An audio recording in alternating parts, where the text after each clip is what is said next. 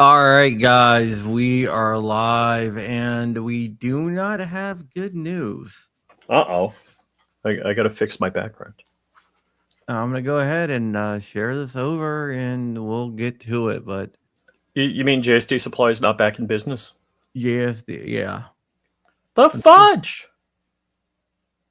Unfortunately, new. Is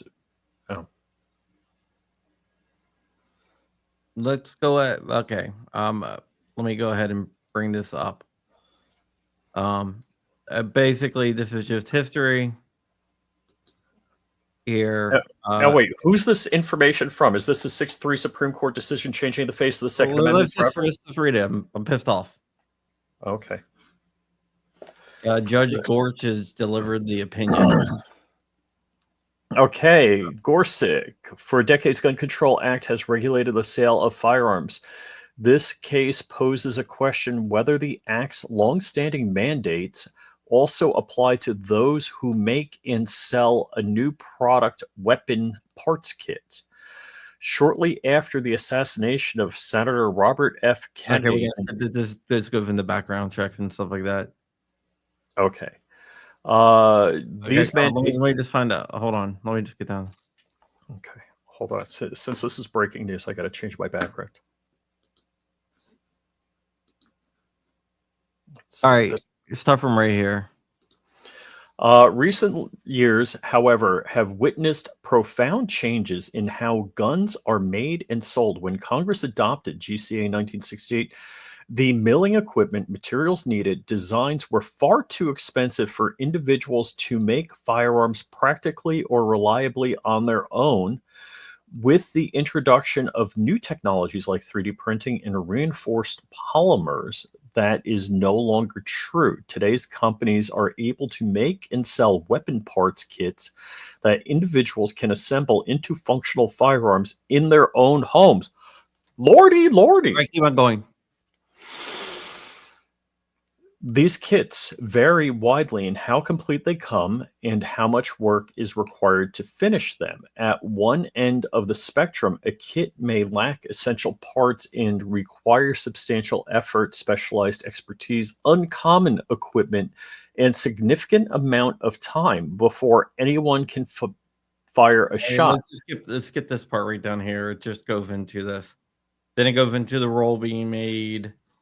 Go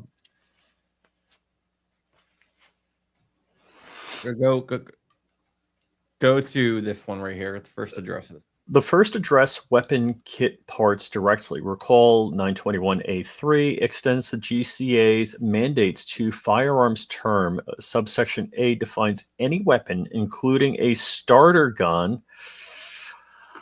Hold me back. Which will or is designed to or may readily be converted to expel a projectile by the action of explosive. It is new in its new rule. ATF interpreted this language to embrace weapons parts kits that are designed to or may readily be completed, assembled, restored, or otherwise converted to expel a projectile by the action of an explosive, 27 blah, defining firearm. Those who make or sell kits that satisfy this test, ATF said, must comply with the GCA by securing federal license, conducting background checks, keeping sales records, marking their products with serial numbers to decide whether the kit may readily be converted into a working gun. ATF added it will consider several factors, including the time, ease, expertise, equipment. All right, we're going to a lot of this. This is basically what we already know that they said. It's about the new rule. Then it talks about how it was vacated, how the government sought review. So let's just go down to 2.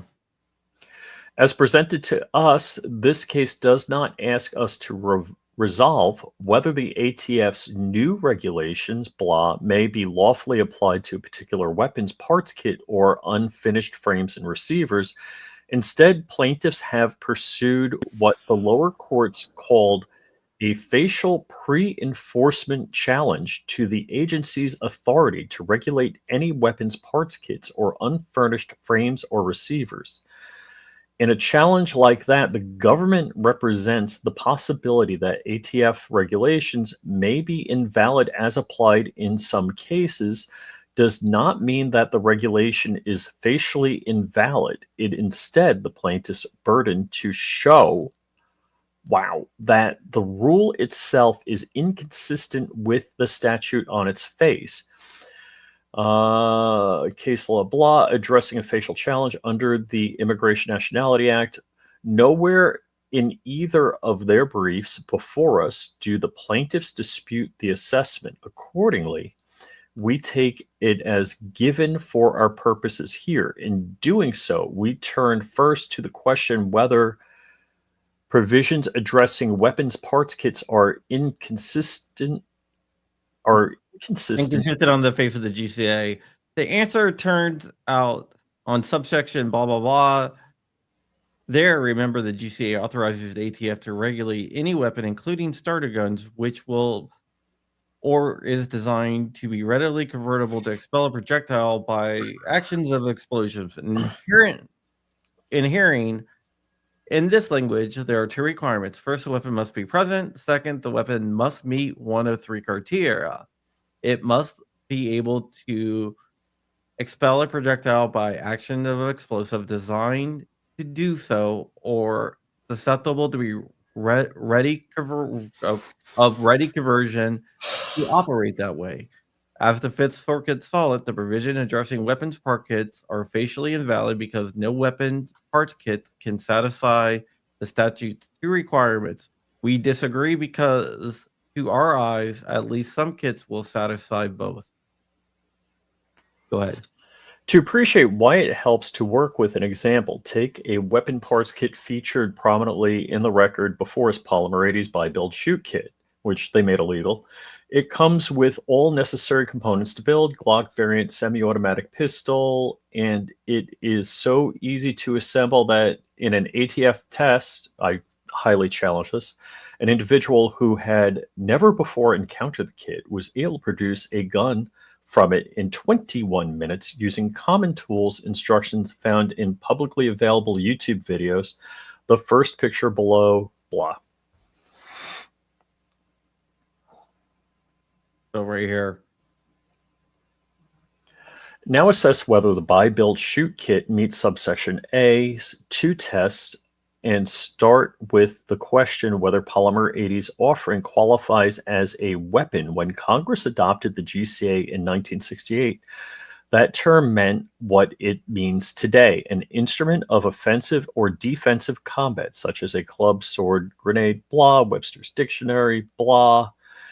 As a result, ATF's authority under subsection A extends only to instrument of combat, not other things like industrial tools or toy guns that may expel a projectile by action of an explosive. It is a feature of the statute the agency itself has long acknowledged. Blah. So basically, they're saying here, Buy Build Shoot kits makes it, and then they go, and then they compare it to buying like a table from IKEA.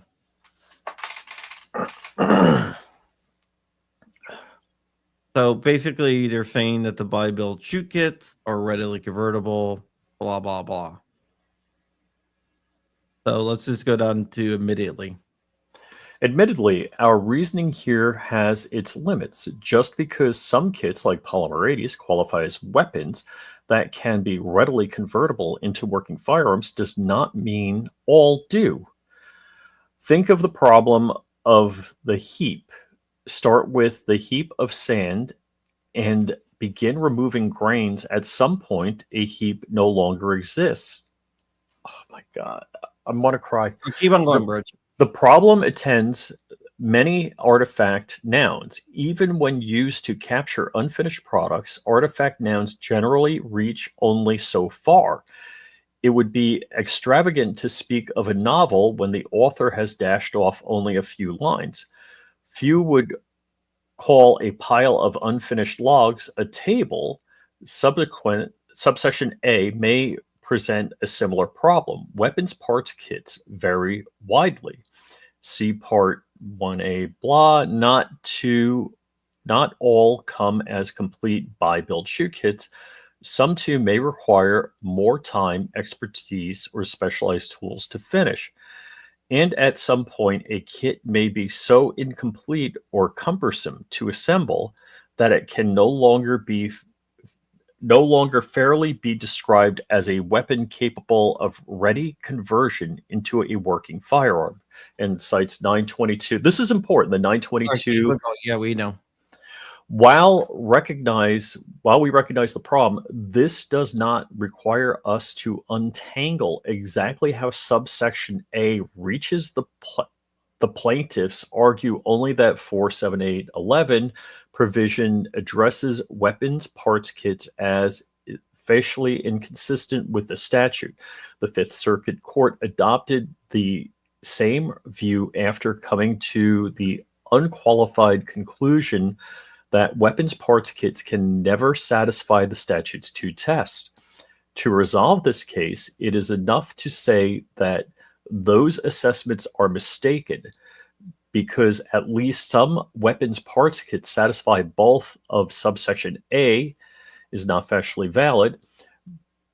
Future cases may present other and more difficult questions about ATF's regulations, but we take cases as they come, and today we resolve only the question posed to us. The plaintiffs dispute little of what they have said. They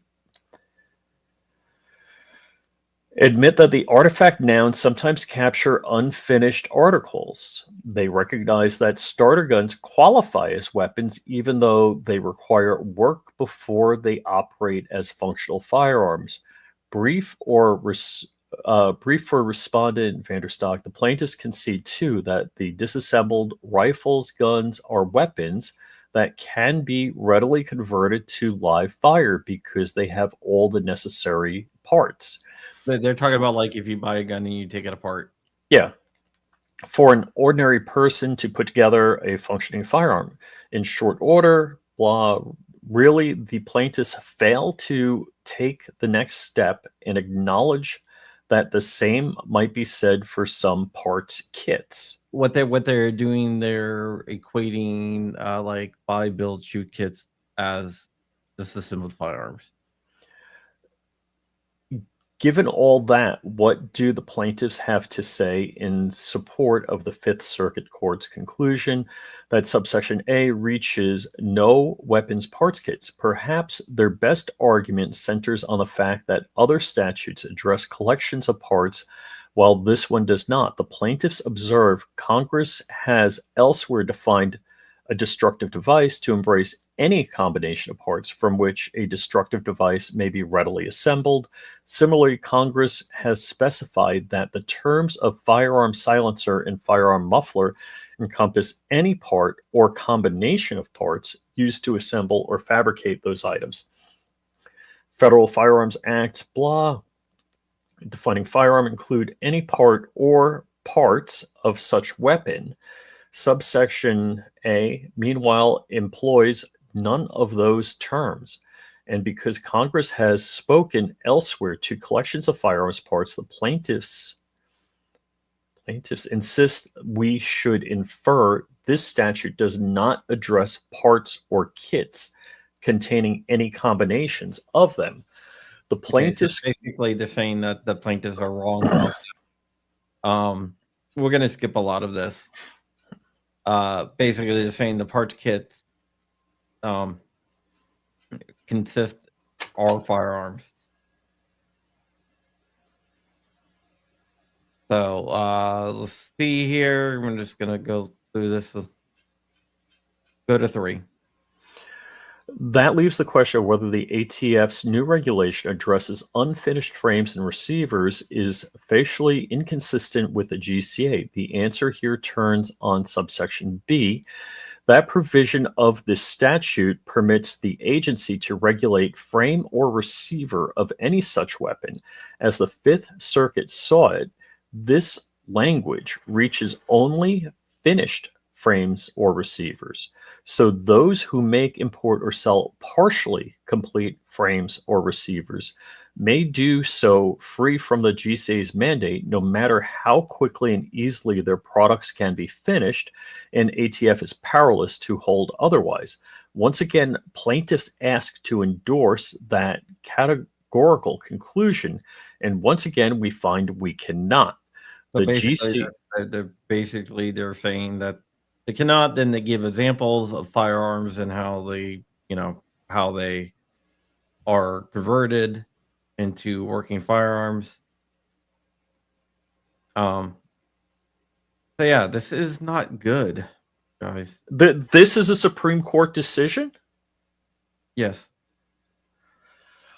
Okay, go down to your third. You got Thomas's phone number? Go down to your third. Third, the plaintiffs criticize ATF's rule for permitting the agency to consider jigs, tools, instructions when deciding whether an incomplete frame or receiver is close enough to be finished product to fall under subsection B. Brief for respondent Vanderstock, the dissent echoes the complaint, offering a photo from the record depicting various tools and jigs, opinion of Thomas. But if this is a problem at all, it is one for another day. As litigated, this case does not call on us to address what weight, if any, ATF may lawfully give jigs, tools, and instructions when deciding whether a frame or receiver is present. This case requires us to answer only whether subsection B reaches some incomplete frames receivers. Saying that it does is enough to resolve the dispute before us. Yeah, then it goes into the role of lenity because, that it's not. We'll get to super chats in a second. So then Sotomayor, actually joins in here, but comes to kind of a different conclusion. Kavanaugh. So Kavanaugh's the defector. Is this a 6-3? Too. No, then Jackson does. Now we have the dissent. So Thomas dissented. So Thomas, amen, brother. We got one. Kept up with us. So this is Thomas's dissent, and he goes deep. So Thomas would have knocked down the rule. Amen, brother.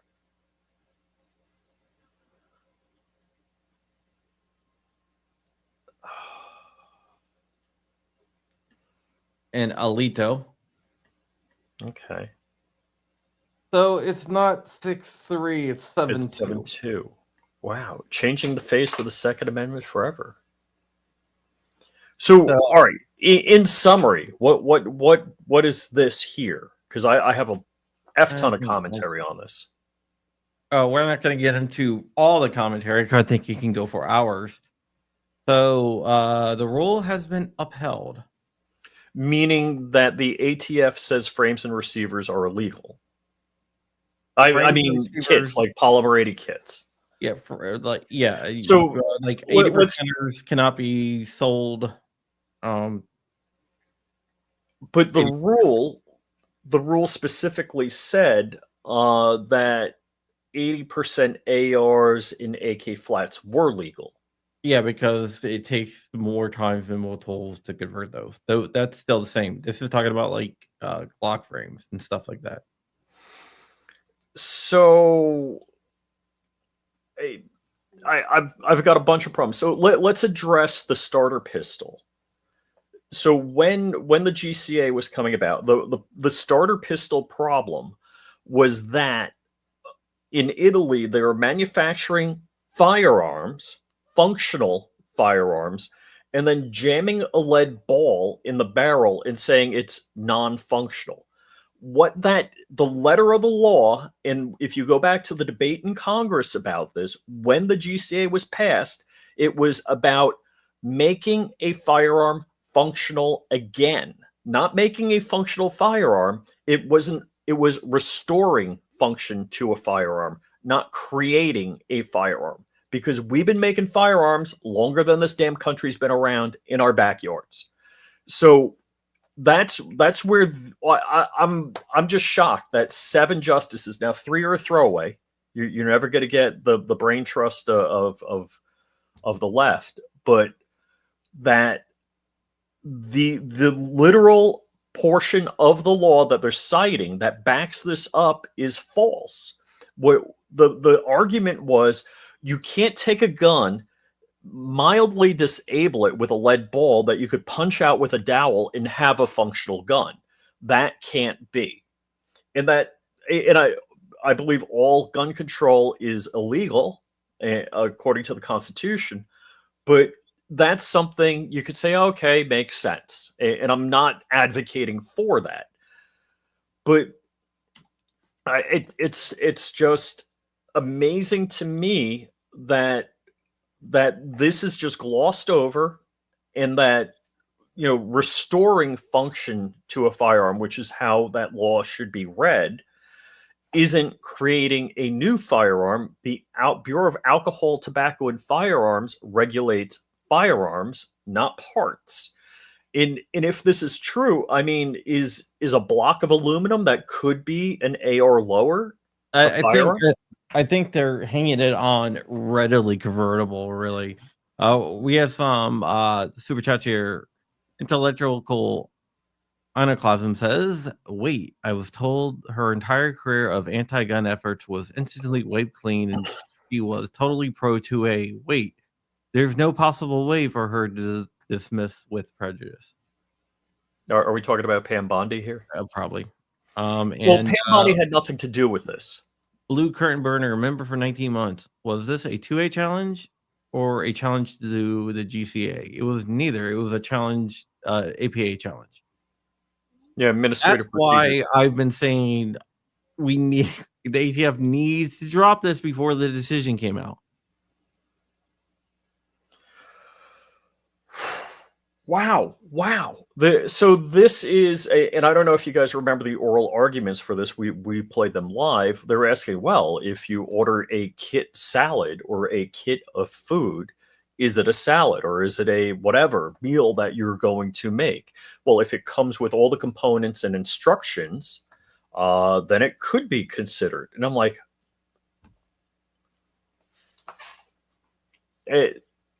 yeah. So basically, what the other irony of this is, you can make guns. It just has to take you longer. Yeah.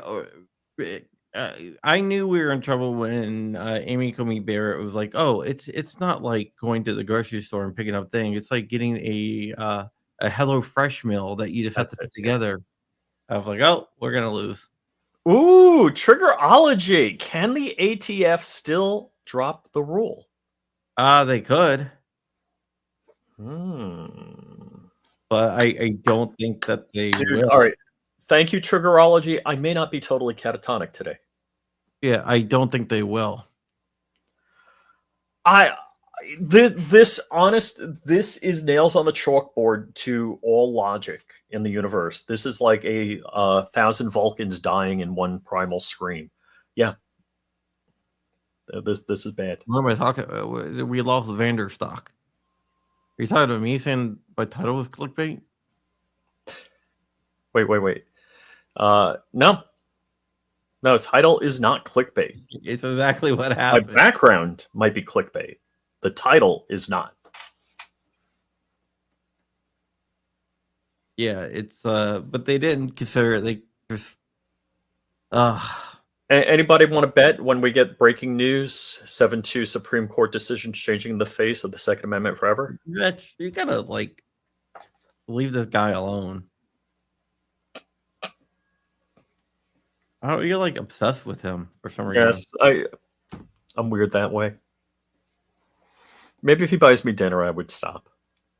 Candlelight, nice wine. This is a loss, and it was an APA challenge, so it only applies to this one rule. So it's not going to change very much. APA challenges Administrative Procedures Act.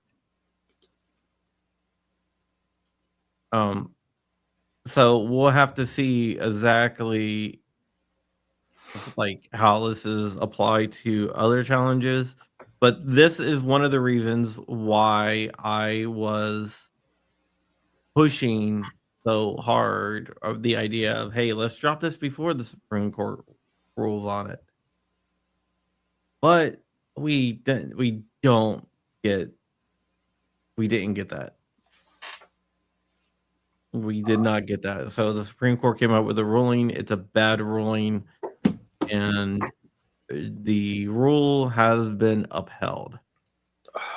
Bad day to stop sniffing glue. Yeah, I'm messed up over this. Yep, that's basically it, guys. Just wanted to go ahead and inform you of everything that's going on here, even when it does not break our way. You guys have the right to know, and you guys should know. It's not all rainbows and sunshine, as the old saying goes. Uh-oh, we got somebody joining in. But yeah. Hey, Dark. Hey, Dark, there was a 7-2 Supreme Court decision changing the face of the Second Amendment forever, and you're out of business. Stop. Dude. Okay, we had a $5 super chat here. Since when does SCOTUS release decisions in March? Yeah, but wonder if they purportedly put it out before there was a chance to drop it. Maybe. I was thinking the same thing, and I apologize. My printer is running in the background, so it may be too loud. But man, so I'm just catching the tail end of this, but it sounds like we lost Vanderstock. We did. Yeah, Vanderstock lost. 7-2. 7-2. That is, first off, it's March. Like what even is this? Like, this is crazy. 80% arms. Secondly, dude, this is when I need to stand up and do what I said that I was gonna do. And I think this is absolutely absurd. I think it's wrong. I think every aspect of this, even just on the APA alone, we should have won this. And thank you for saying that, because I'm just so caught up in the GCA portion of this. Well, that had nothing to do with GCA. It's all APA. Yeah, it has nothing to do with the Second Amendment, even. I mean, in our minds, I'm trying to tell you guys. This is just on the Administrative Procedures Act alone. This should have been a clear win. And explain that for the people that don't understand. John would probably explain it better. Essentially, the Administrative Procedures Act is well, they did a bait and switch on the APA. I will. The Administrative Procedures Act is the way rules are introduced and how rules are made. This could violate the Administrative Procedures Act because they can't make a rule that goes beyond what the law says. So you cannot use a rule to circumvent a law or to make a law. And in Vanderstock, they were arguing that's exactly what the ATF did. They changed the statutory definition of a firearms frame to include unfinished frames. And that's what the challenge was. It was basically they overstepped their boundaries by changing the definition of whatever, just like they changed the definition of a bump stock, and that got knocked down because they violated the APA. Exactly. Why is this any different than the bump stocks? Because the bump stocks, they said the bump stocks did not fit the definition of a machine gun. The definition of machine gun is a single function of the trigger. In this case, it was a little less clear, according to the bump stock. I'm not done. According to the GCA, what constitutes a frame, because there is the readily convertible part. So they are claiming that this is consistent with the law, and therefore they did not overstep their powers in making the rule. Yeah, but they interpreted the law wrong. Well, they might have interpreted the law wrong, but that's how they interpreted it. Is there... So, I mean, Supreme Court, boom, book closed, done. Yeah, it's done. All right, well, I'm going to have to open up my lemonade stand of my pallets and pallets of 80% frames that I got, and I'm just going to have to sell them all for a nickel on the street corner until I get arrested, because this is BS, and all of us should be willing to stand up and say no. All right, well, that's it. We're going to get out of here, guys. It's not a good decision, but it is what we got. So This is wrong. This is absolutely wrong. Absurd. let's see. We got a question here. Going forward, are kits, complete kits, part kits, 80% frames, but no parts all are equal? I think so. I don't know. It basically says it's up to an individual determination on a base-by-base cases. So it didn't blanket say basis, not a case-by-case basis. What did I say? Base by base. You said Base by base cases. Oh, all right. My brain's going too fast here. All right, so we're gonna get out of here. Thank you for watching, and yep, that's it. Bye.